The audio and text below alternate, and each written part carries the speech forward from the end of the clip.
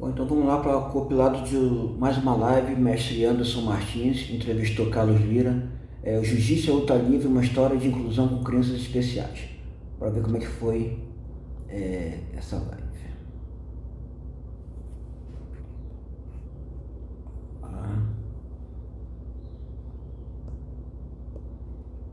Começou aqui. Aí foi a tarde, né? Boa tarde a todos. Mestre Carlos preparados? Sim. Positivo. Ainda sou professor, estou longe de semestre. Isso depende as regras de quais federações as pessoas querem rever. Esse conceito já é um faixa preta de jiu-jitsu. Bem, galera. Aí o mestre motoboy. Boa tarde a todos, galera. Meu nome é Anderson Martins. Estou aqui diretamente do Cabaré do Nego Velho para fazer essa entrevista com o professor Carlos Lira, mestre Lira, às 15 horas e 32 minutos em Manaus. Posso responder no áudio? Sim.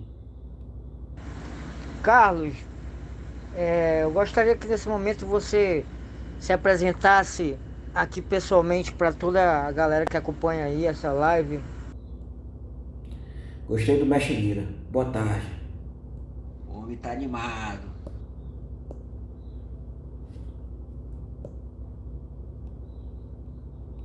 Boa tarde, pessoal. É uma imensa honra estar sendo entrevistado pelo mestre Anderson e também estar participando dessa interação com vocês. Em primeiro lugar, eu quero estar aí pedindo desculpa a qualquer barulho externo, tá? Porque eu tô aqui em casa. Eu tenho crianças e tenho duas crianças especiais e de vez em quando elas vão fazer um barulhinho.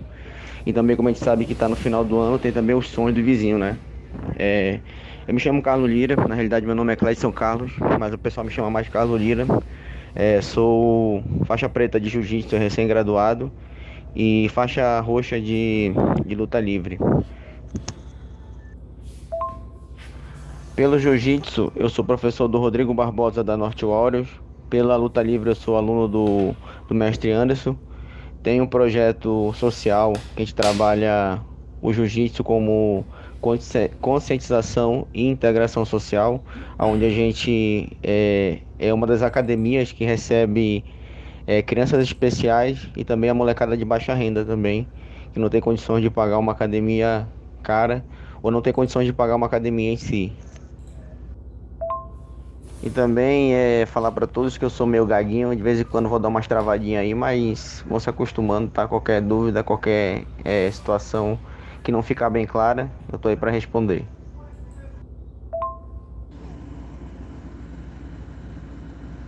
Então, galera, a gente está aqui entrevistando o Carlos Lira, onde ele realiza trabalhos com crianças especiais, né? Mas antes de entrar no mérito, vamos abordar alguns assuntos importantes para a gente entender todo esse trabalho dele. Professor Carlos, eu gostaria que você viesse falar um pouquinho, rapidamente, falasse sobre a tua trajetória no jiu-jitsu, de onde tu iniciou a carreira dentro do esporte e também na luta livre. Muito tempo, né? Que o nosso tempo ele é um pouco curto.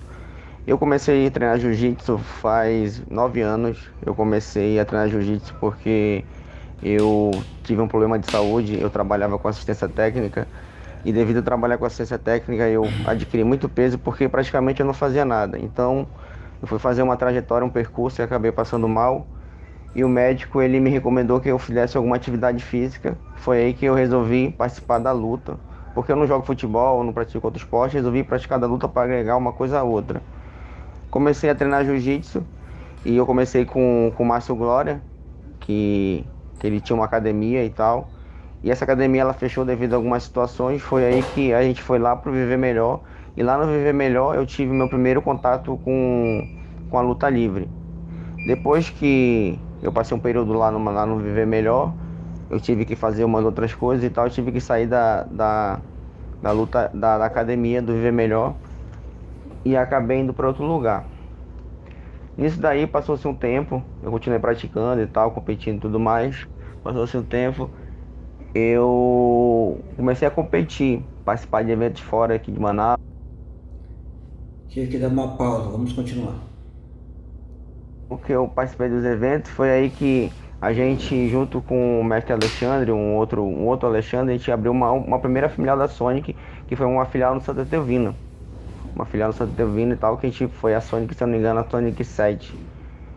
E foi aí que eu comecei a trabalhar na situação de projetos sociais, porque eu vi e percebi o quanto o esporte ele poderia e traz a diferença na vida das pessoas. E através disso aí a gente começou a fazer essa pegada de projeto social. Só que teve um desentendimento, teve umas situações que aconteceu no projeto e a gente acabou se debandando. E foi aí que eu me afastei da luta livre e também, mas não me afastei do esporte em si. Eu comecei a dar aula em uma outra academia. Então, assim, a minha história assim tá bem resumida, porque é muita coisa assim para lembrar de cabeça aqui no momento, mas basicamente é isso. Eu tenho 9 anos de luta, 9 anos que eu pratico arte marcial e essa é a minha trajetória por enquanto. Lembrando que estamos aqui no oferecimento de Cabaré Nego Velho, entrevista exclusiva ao vivo, com mais de 800 mil visualizações nesse momento. Estamos aqui às 15 horas e 39 minutos e com um oferecimento especial à Academia Sonic de Luta Livre Esportiva e a FASUB, Federação Amazonense de Submission. Bem, Carlos, como você citou no início, você é meu aluno, né, já há muitos anos, inclusive, na luta livre. E eu particularmente não tenho muito convívio com você, mas eu conheço a sua personalidade, o tipo de pessoa que você é. Por esse é o motivo dessa pergunta. Você é um cara que não deixa de ser um estudioso na política esportiva, né? Que busca ter conhecimentos de estatutos, de federações, de confederações, né? E esse comportamento, que nem todo atleta de luta tem esse tipo de visão que você tem, de querer ter conhecimento técnico, né, fora do tatame. Esse tipo de visão, como foi que tu começou a adquirir esse tipo de conhecimento, querer aprender sobre as regras, sobre leis e etc. Mestre, isso daí é uma coisa que já parte da minha própria pessoa. Sempre que eu me interesso por qualquer coisa, seja ela qual for, qualquer situação que eu me interesse, eu sempre vou estudar a fundo para tentar entender e saber o fundamento daquilo. Eu acho que as coisas elas precisam ter pelo menos um pouco de respaldo lógico para a gente poder estar envolvido nelas. Quando eu entrei na arte marcial, eu era uma daquelas pessoas que esnobava a arte marcial, principalmente jiu-jitsu, né? Que dizia, que nada, esse negócio de do cara tá se agarrando com outro cara, eu vou dar-lhe um murro no cara, não sei o que e tal. Essa visão que a gente tem, que preconceituosa, que é quando a gente não conhece. Quando eu passei a treinar, eu percebi a eficiência da arte marcial ela aplicada no combate corpo a corpo, né? Eu digo, cara, isso aí tem uma ciência, tem uma lógica por trás disso. Isso não pode ser simplesmente algo qualquer que foi criado do nada. E também eu percebi a infinidade de posições e tudo mais, e eu comecei a procurar saber da onde e como aquelas posições elas surgiam e foram acontecendo. Então eu comecei a estudar e entender um pouco da arte marcial. Aí depois tudo veio com a questão da prática, né? Praticando e competindo. Quando eu comecei a competir, eu fui começando a perceber determinadas coisas na questão da regra, na questão dos campeonatos, que não condiziam com aquilo que era para ser. Tipo, eu percebi que existiam alguns campeonatos que as regras, de uma certa forma, elas eram favorecidas para determinadas pessoas, às vezes tinha pontuações que não eram dadas, que acontecia pontuação, essas coisas que a gente sabe que acontece na luta, né? Foi aí que eu comecei a estudar, né? Para poder, de uma certa forma, a gente contestar. Porque se a gente tem conhecimento de determinada coisa, a gente tem condições de bater de frente. Porque quando a gente não tem conhecimento, aí fica complicado. É como diz um ditado, né? O conhecimento é poder. Então, a gente, assim, em qualquer área que a gente for exercer, tanto não só na arte marcial, como em qualquer situação que a gente vai fazer na vida, é necessário que a gente estude, pegue um livro para ler, assista um vídeo, para adquirir pelo menos um pouco de conhecimento, para que lá na frente, quando acontecer determinada coisa, a gente possa, de uma certa maneira, ter as condições de cobrar e questionar. Porque se a pessoa ela não consegue questionar algo com conhecimento, aí ela não tem como fazer exercer e valer a pena o seu direito. E eu acredito que o direito, quando ele está no papel, ele não vale de nada, mas quando o direito ele é cobrado e ele é posto em prática, aí sim, aí ele tem grande poder. E nós como professores, nós como atletas, a gente tem que fazer valer esse direito, entendeu? Porque se está no papel, é um instituto, é uma regra, aquilo tem que ser cumprido, independente de o cara ser da minha academia ou não. Eu acho que a gente tem que ser imparcial. Se tá errado, tá errado. Se tá certo, tá certo. Então essa situação de querer aprender, de querer saber, de querer conhecer, já é uma coisa que faz parte da minha personalidade já desde muito tempo já.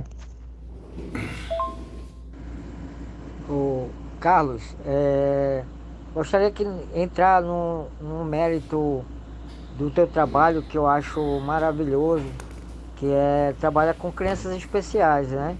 Como foi que isso aconteceu na tua vida? De repente atleta virou professor, já abriu uma academia. Como foi o início desse trabalho com as crianças especiais? Foi no início da academia que tu abriu ou foi no meio? Fala um pouco para nós aí sobre o seu trabalho com crianças especiais. Qual é a sigla dos seus filhos? Aqui uma foto do mandou da academia. Isso. Primeira filial da Sonic. Não esticar o banner. Você já participou de alguma comissão de arbitragem de alguma federação? Já arbitrou algum evento? Aí o mestre Anso fez uma pergunta. Gente, você sendo da luta livre, sendo do jiu-jitsu, né, tendo uma academia, em relação às crianças especiais, os PCDs, na sua visão, o que falta ainda para melhorar a situação deles dentro do esporte? Uma pausa aqui rapidinho. Em relação Vamos continuar, pessoal. às federações, às leis, às regras. Qual é a tua opinião sobre esse assunto aí? E uma dica até para melhorias mesmo, para a gente abrir mais a mente. Boa tarde, mestre Anderson, boa tarde, mestre França, boa tarde, demais mestres, boa tarde, professor Carlos. Tem uma pergunta aqui. Meu chamo Rogério, sou aluno do mestre Antônio, né? Eu sou, além de ser faixa preta de luta livre, eu sou pedagogo formado, né? Eu tenho uma pergunta muito interessante para fazer sobre como é trabalhar com crianças especiais. É duas em uma. Como é que é a experiência de trabalhar com crianças especiais? Qual é o desafio que você vivencia hoje, nesse momento? Né? E uma outra pergunta que seria interessante. Você acharia interessante ter um campeonato, tanto faz se for um campeonato de luta livre, de jiu-jitsu, de judô, de quaisquer outro tipo de esporte, voltado para essas crianças especiais? Primeiro momento, assim, pelo fato de às vezes eu trabalhar na rua, né, pra estar conseguindo as situações para mim estar participando de campeonato, nem sempre eu conseguia participar dos campeonatos. Eu sou um tipo de pessoa que eu gosto sempre de ser transparente com aquilo que eu faço. Então, de uma certa forma, eu queria de alguma maneira estar devolvendo para a sociedade todo o valor que eu recebi através da arte marcial. A primeira coisa que eu fiz foi botar esse primeiro projeto, abrir esse primeiro projeto, foi um dos fundadores dessa primeira Sonic, desse primeiro projeto, para devolver essa situação para a sociedade, né? Só que não deu certo. Então eu comecei a praticar e a estudar e a ver determinadas coisas e perceber que a arte marcial em si, ela vai muito além da luta, ela vai muito além dos campeonatos. Foi aí que eu tive contato com uma professora, o nome dela é a professora Rebeca, que ela trabalhava com crianças especiais. Na realidade eu tive contato com o PCD, ele participou da academia e eu percebi a dificuldade que os alunos e outras pessoas tinham para ter interação com eles. Foi aí que eu conheci a professora Rebeca e ela começou a me ensinar, a me mostrar como trabalhar com crianças especiais. Ela me deu o primeiro passo. Aí foi aí que eu comecei a me interessar pelo assunto e percebi que foi uma frase que ela me falou, que nós possuímos uma ferramenta muito boa para a gente estar pegando essas crianças e estar introduzindo elas no meio da sociedade para que a sociedade veja que elas não são apenas, assim, de uma certa forma, perdão pela palavra, ser uma palavra grossa, meros vegetais ou meros débeis mentais, mas que elas têm capacidade, têm, motivação, têm determinação para fazer praticamente ou até melhor as mesmas coisas que a gente faz.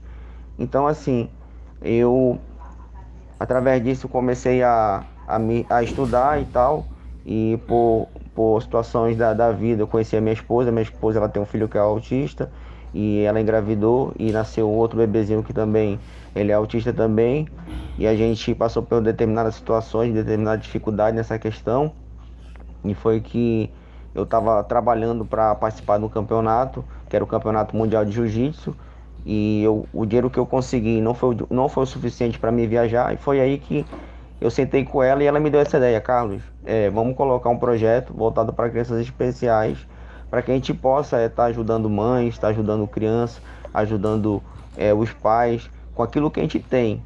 E através desse projeto, isso vai ser só um início para a gente agregar mais coisas. Porque o nosso foco não é apenas usar o jiu-jitsu, não é apenas usar a luta como uma ferramenta, mas sim usar tudo aquilo e todos aqueles que foram disponíveis para que a gente possa, fazer com que essas crianças elas sejam protegidas, sejam respeitadas e sejam realmente acolhidas pela sociedade. Agregando valor à pergunta do mestre Motoboy, o jiu-jitsu já tem a sua própria federação paralímpica com atletas PCDs. Na sua opinião, outras modalidades como a luta livre têm público o suficiente para criar uma federação somente para atender a este público?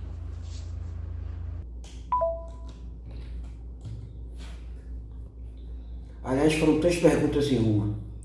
Combo. Resposta. Esportes. Atualmente a gente faz parte de uma federação, porque aqui de cabeça eu não lembro o nome. Daqui a pouco eu vou pesquisar para te falar. Mas é uma federação que ela é voltada para para-atleta. E nessa federação eles fornecem e dão cursos de arbitragem e tudo mais para que a gente trabalhe com as crianças especiais e também com os PCDs. E tem um instituto também que a gente participa, que é o IPA, aonde existem treinos específicos de jiu-jitsu, também tem tênis de mesa e outros esportes.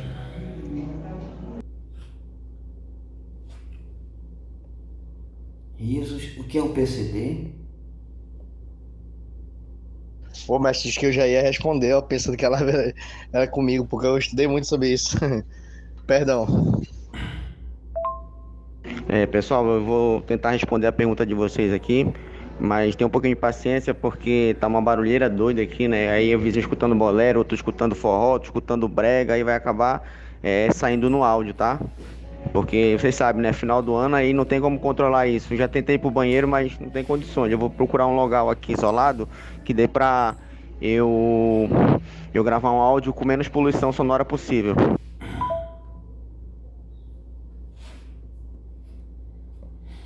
Ela quer pagar aqui alguma coisa? Estamos em uma live, ok? Hoje ele é o entrevistado. Aí o Carlos respondeu. Bom, mestre, o que falta é uma maior qualificação e um maior interesse de alguns professores para receber pessoas com necessidades especiais. Respondendo uma pergunta lá de baixo, o PCD é uma pessoa com necessidades especiais. Cada necessidade ela tem uma denominação que eu não sei de cabeça no momento, mas é uma qualificação especial. Então, assim, é necessário assim, uma maior conscientização dentro dessa área, o maior interesse dos profissionais, dos professores, para que eles possam também estar adaptando as suas academias para receber, ter um profissional próprio para receber esse tipo de pessoa, porque nem todo professor ele vai abrir mão de 30 alunos para dar aula só para um, porque um aluno especial ele requer um cuidado especial, querendo ou não. A gente tem que amar em primeiro lugar o que faz para poder trabalhar, porque se não tem amor, é impossível você conseguir realizar um trabalho com uma pessoa especial, porque a criança que ela, vamos falar de autismo, que ela é autista, ela de cara ela identifica a pessoa que está sendo sincera e a pessoa que não está sendo sincera. Então, assim, é necessário, em primeiro lugar, um maior interesse de alguns profissionais para trabalhar com esse tipo de pessoas. Segundo, na situação das federações, as federações também estão criando realmente categorias, não para ser só lutas de apresentações, mas ser lutas que realmente eles possam estar demonstrando a própria capacidade deles. Para isso, aqui em Manaus, existe uma federação, que depois eu vou estar passando aqui o nome dessa federação, que é uma federação específica, e eu também convido a todos os professores que quiserem visitar essa federação. A federação está de portas abertas para receber. A gente está no recesso, né, devido ao final do ano, mas em janeiro vai estar voltando o funcionamento da federação. E tem o Instituto IPA. O Instituto IPA é um local que ele é exclusivo e adaptado para esse tipo de situação. Eles dão aulas, eles dão palestra, fazem capacitação para quem quiser aprender a trabalhar com PCDs e com pessoas especiais.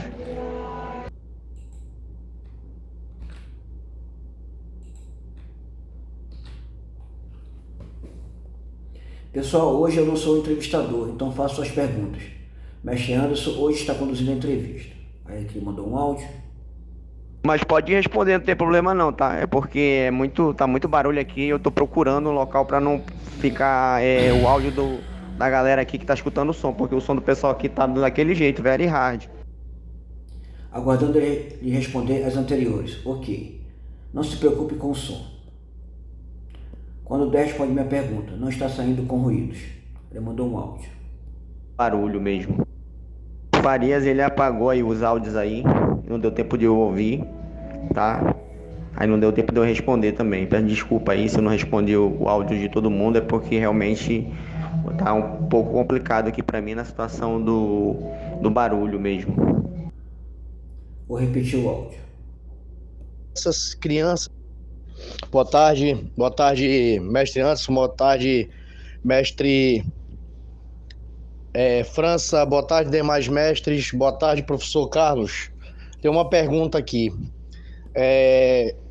Meu chamo Rogério, sou aluno do mestre Antônio, né? Eu sou, além de ser faixa preta de luta livre, eu sou pedagogo formado, né?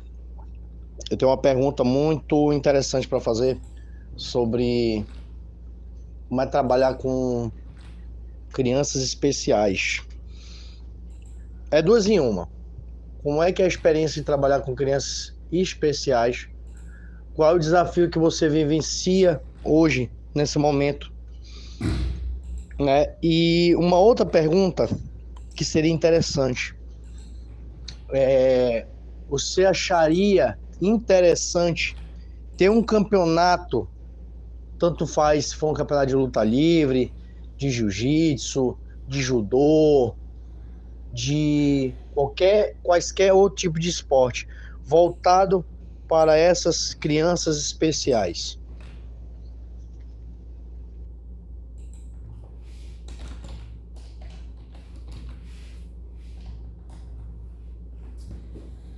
Aqui, meu amigo, a pergunta. Agregando valor à pergunta do mestre Motoboy, o jiu-jitsu já tem a sua própria federação paralímpica com atletas PCDs. Na sua opinião, outras modalidades como a luta livre tem público o suficiente para criar uma federação somente para atender a este público?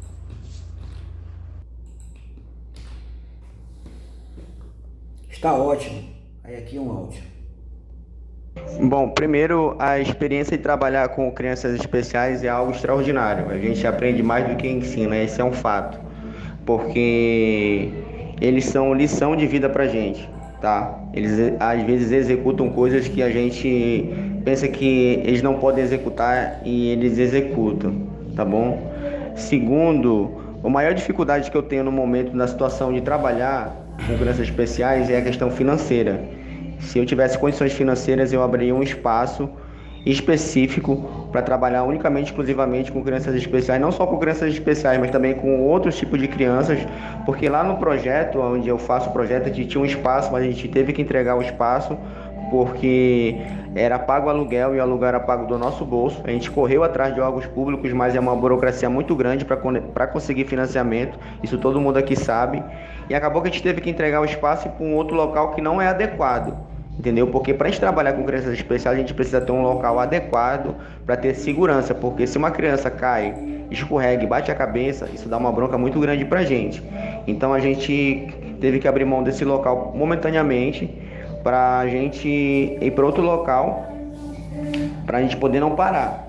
Mas a minha maior dificuldade é financeira nessa questão. E sobre a questão do campeonato, seria muito interessante ter campeonatos voltados para isso, não só do jiu-jitsu, como o senhor falou, mas também, também da luta livre, mas também de outras artes marciais, porque isso seria uma forma de as pessoas verem e entenderem o quão importante é o nosso esporte na situação da mudança e da vida dessas crianças, não só das crianças, como também dos pais, porque quando você introduz uma criança, ou um jovem, um adolescente, no mundo do esporte e os adultos eles começam a ver, eles já tiram aquela visão de que a luta é só uma violência, entendeu?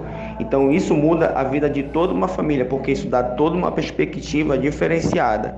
Então, se a gente conseguisse promover eventos e colocasse essas lutas inclusivas, todos nós teríamos a ganhar com isso. Temos 25 minutos. Carlos Lira trabalhando no sinal de trânsito e teu apoio para ajudar essas crianças. Olha, mandou aqui um áudio. Sim. Existe a Federação Amazonense de Paratleta. Eu vou já printar aqui a página aqui no Instagram para vocês seguirem. E essa federação, ela trabalha só com paratleta. E o evento de paratleta, o primeiro evento de paratleta que eu assisti, na minha opinião, foi o melhor evento que eu assisti até hoje de lutas, porque foi lá no Vasco Vasco. O evento foi todo climatizado, todo organizado, teve água, teve suco, teve merenda para os atletas, teve até energético. Então foi um evento que foi padrão internacional. E os paratletas, eles participam de seletivas e eles lutam o Brasil todo. Mês retrasado, eles participaram de uma seletiva onde eles lutaram o brasileiro, foi em Niterói. A academia, a equipe, na realidade, que participou, ela ficou em segundo lugar como a melhor equipe.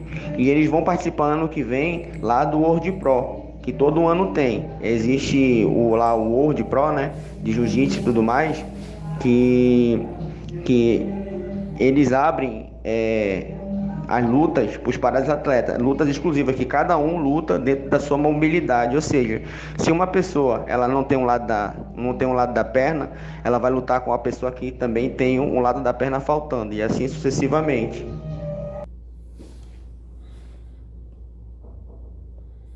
Aqui o site da federação. Carlos Lira, você tem atletas competidores? Aí o Carlos mandou um áudio. Aí, pessoal, essa é a federação que trabalha unicamente, exclusivamente com paratletas.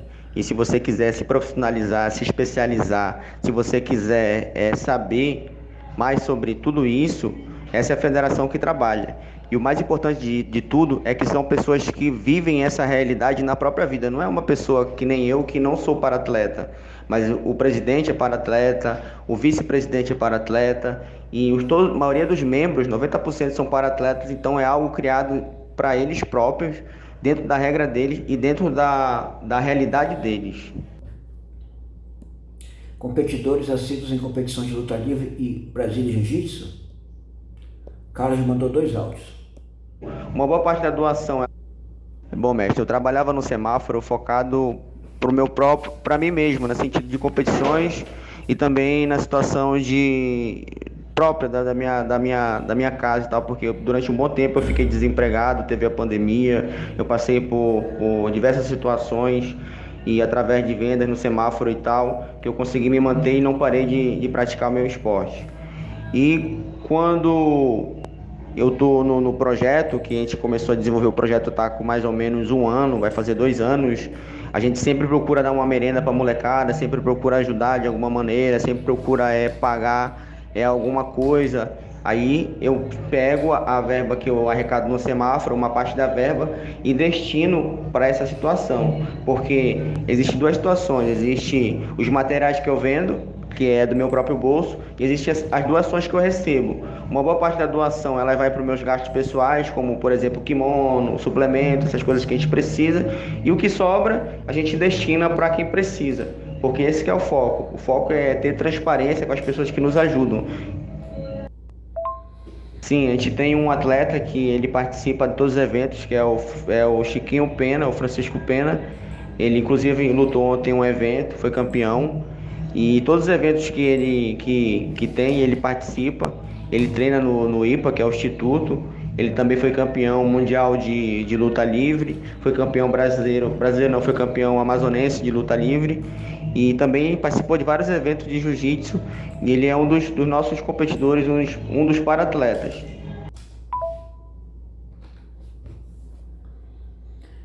Mestre Anderson, boa. Aqui é uma foto do atleta, um dos atletas que competiu, dele. Aí nosso para-atleta da Sonic, Mestre Anderson, motoboy. Qual a maior dificuldade em trabalhar com essas crianças? Sei que eles até pintam em papel e em parede na hora do treino. Como funciona esse treino? Interessante.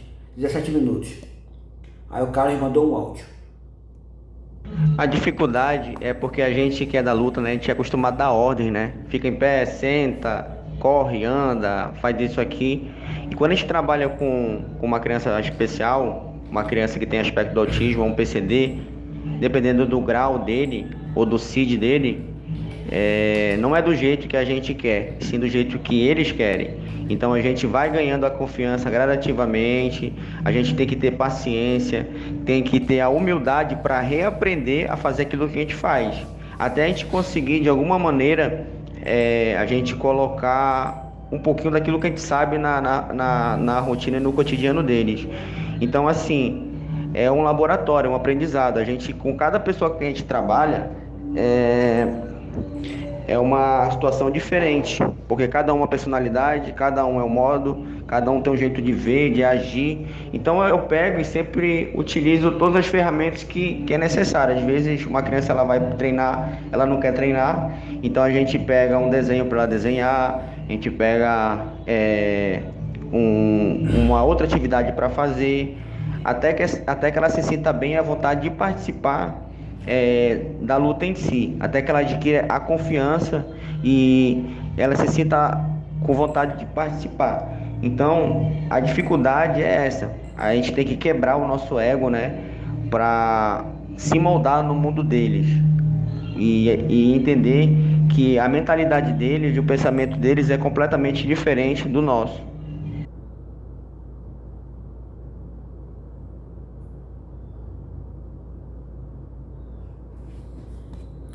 Parabéns, política sendo política complicado.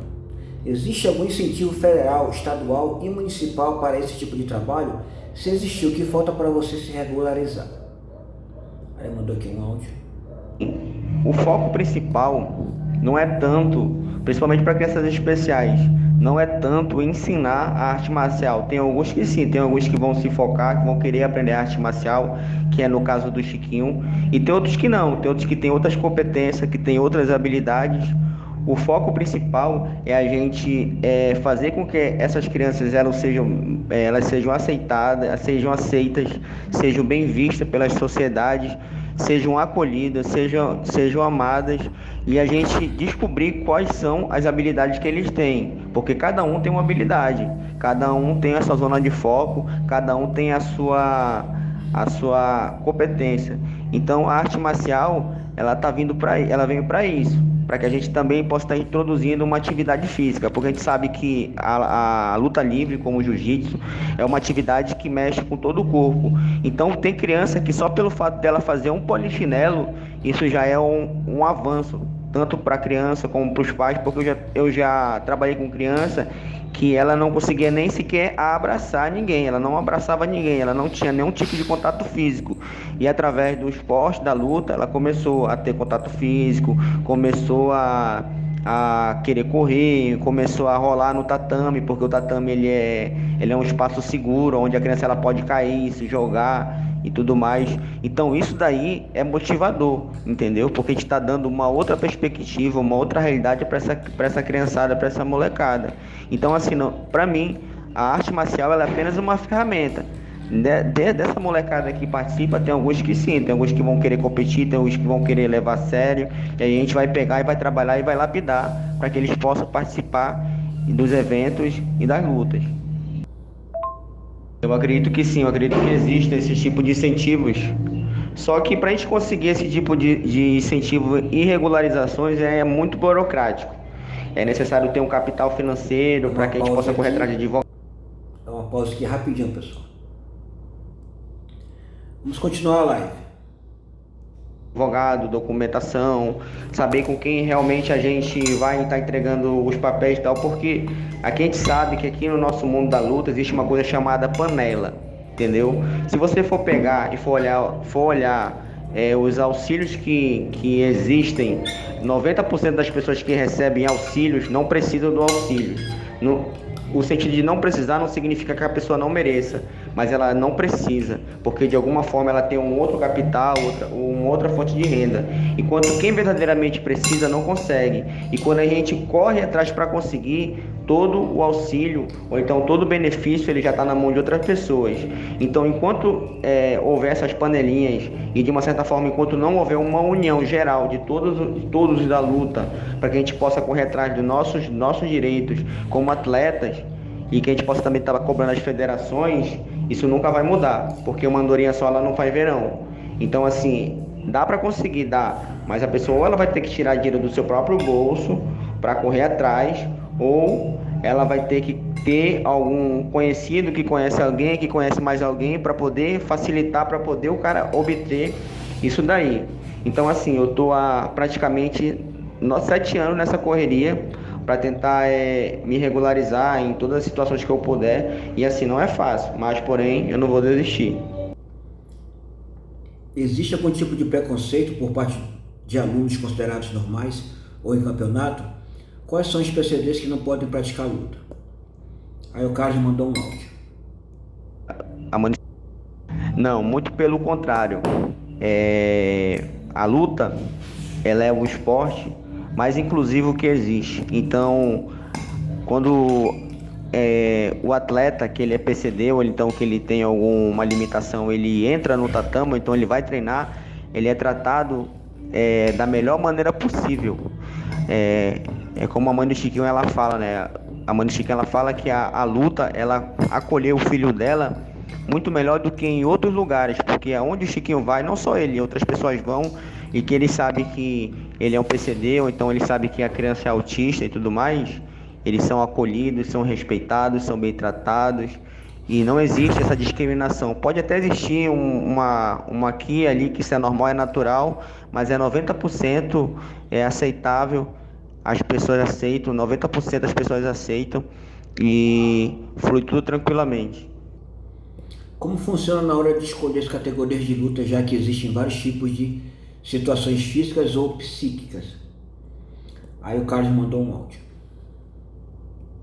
Quem vai dizer quem pode fazer a luta ou não é a própria criança em si, através das ações, através da recusa. Às vezes a gente quer insistir que ela faça alguma coisa e ela não vai fazer porque ela não gostou daquilo, que é uma coisa natural, né? Isso tanto faz a pessoa ser especial ou não. Existem pessoas que praticam jiu-jitsu e se amarram e gostam. Existem pessoas que fazem uma aula e nunca mais voltam. Então isso aí é natural, é uma seletividade natural. Então a gente vai fazendo experimentações, vai fazendo análise, a gente vai introduzindo devagar uma coisinha aqui, uma coisinha ali, e a criança, conforme ela for acolhida, conforme ela se sentir interessada, ela vai permanecer. Senão, ela vai se afastar e isso aí é normal. Isso é uma coisa que durante o tempo, assim, eu ficar um pouco triste, né? Porque eu queria que todos participassem, que todos praticassem, mas com o tempo eu percebi que nem todos eles iriam praticar, mais porque a gente, querendo ou não, eles são inteligentes. Então, eles escolhem aquilo que eles querem fazer. Quem escolhe essa situação da definição da categoria de luta é a federação. A federação ela tem um instituto, tem uma documentação que ela define quem luta com quem, conforme a situação de cada um. Então quem decide isso aí é a federação e também o profissional que está habilitado para identificar o que pode, o que não pode, quem participa com quem não participa. Então quem faz tudo isso é a própria federação, que é a autoridade maior nessa área.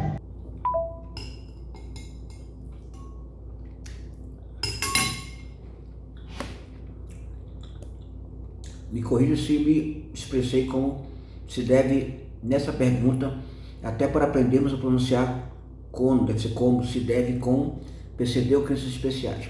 7 minutos. Mesma dúvida aqui. Aí o Carlos mandou um áudio. PCD é pessoa com deficiência. No caso, esse termo ele é utilizado para pessoas que têm, de uma certa forma, alguma parte do corpo tipo amputada. Uma pessoa que não tem um braço, uma pessoa que tem uma paralisia, que sofreu um derrame. Para a gente não usar aquelas palavras vulgares como tipo aleijado, essas palavras aí que o senso comum usa. Já no caso do autismo, a gente pode utilizar pessoa com aspecto do autismo, entendeu? Mas não existe, de uma certa forma, um erro de você chamar a criança de especial, tá? Se você tiver uma intimidade com o responsável, com o pai, não tem problema, porque isso não vai gerar nenhum desconforto. O que a gente não pode utilizar são palavras vulgares, tipo doido, aleijado, maluco, perturbado, essas coisas. Estamos no final, então vou dizer umas palavras e você define em poucas palavras. PCD. PCD é o termo técnico, pessoa com deficiência. Isso aí você pode usar para qualquer pessoa que tenha qualquer tipo de deficiência, no sentido de ser tipo perda de algum membro ou então paralisia em algum membro. Aí você pode se referir a essa pessoa se você não tiver tanta intimidade com essa pessoa. Alunos. Aí depois você vai dizer, né?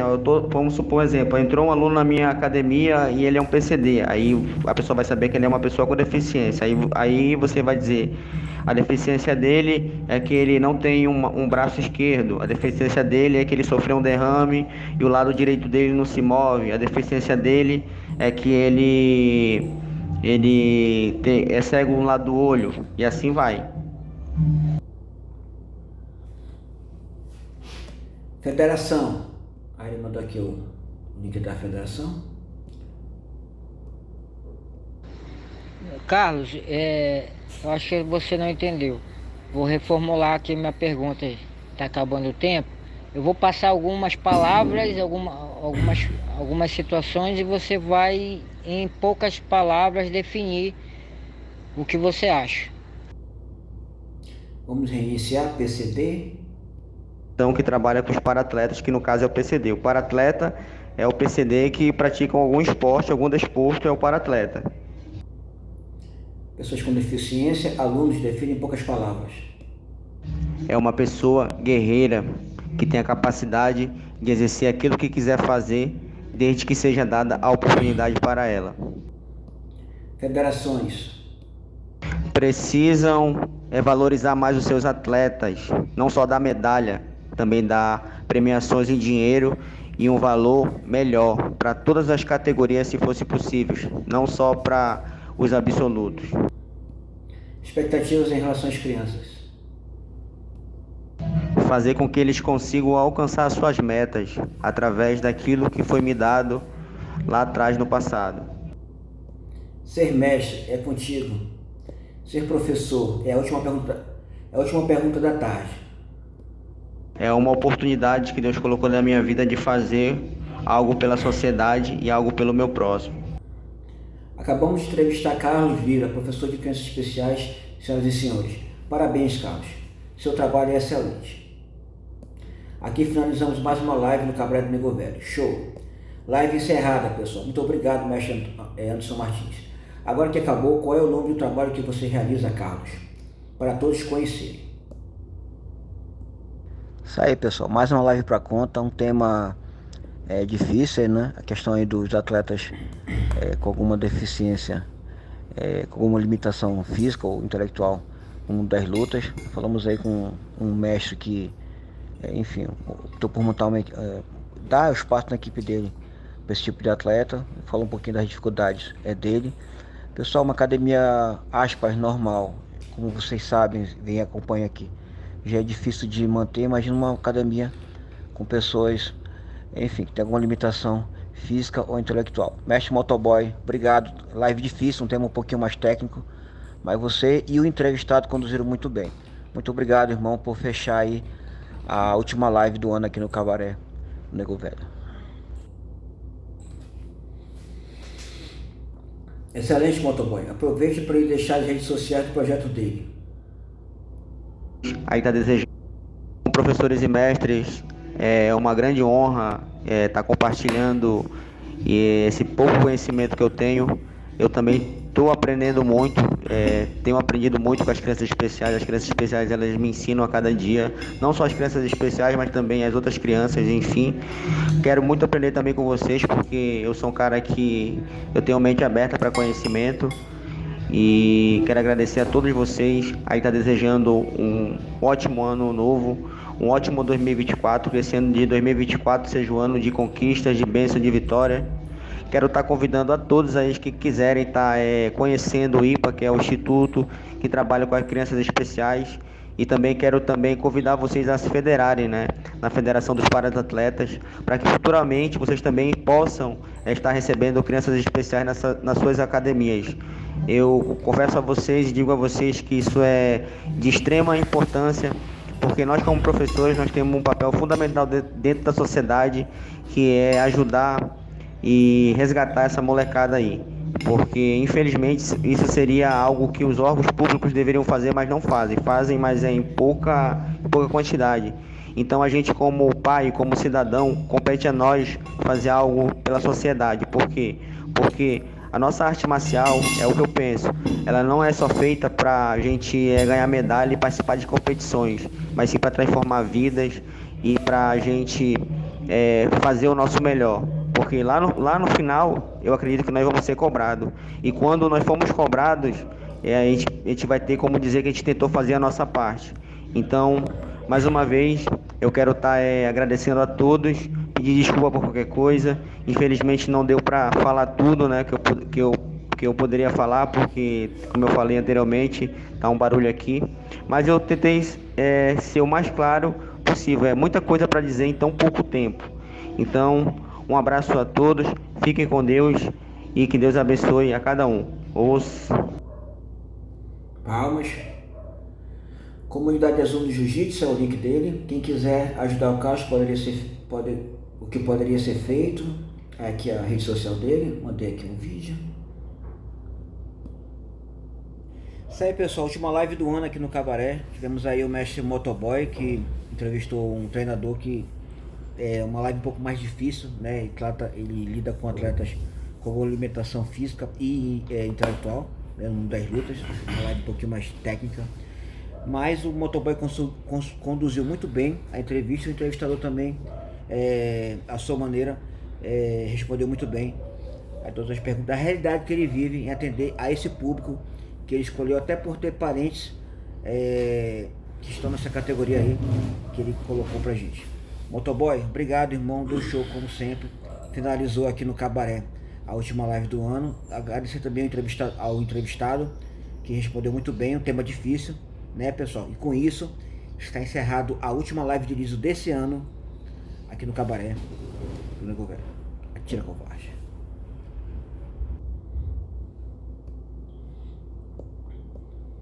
Seguindo, compartilhando a página do projeto já ajuda. Imagina. França, tu tinha que montar um podcast. Aí ficaria top, hein? Imaginou? Eu sei que tu já imaginou.